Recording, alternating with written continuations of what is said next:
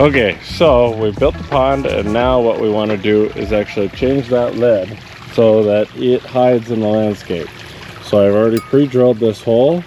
I got a stainless steel bolt, and then I'm going to epoxy those through so that you can have a handhold on top, and then we can actually foam in the plants that I just bought.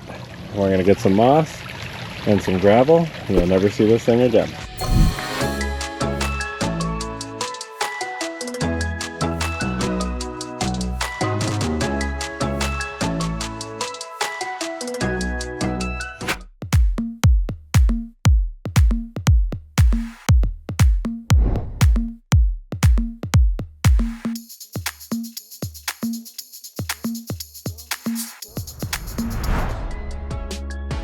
So for all this moss and these plants, I've actually either gotten it from the garden itself or I went to our local pond shop. It's highly recommended that you find the local nursery and support that local business.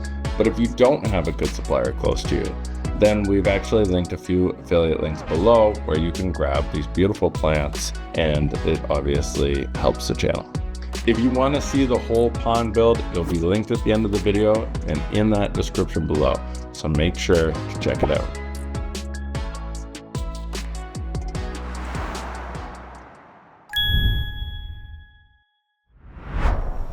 Okay, so we're all wrapped up. What we've done is we actually bolted that rock from the underside and epoxied it in.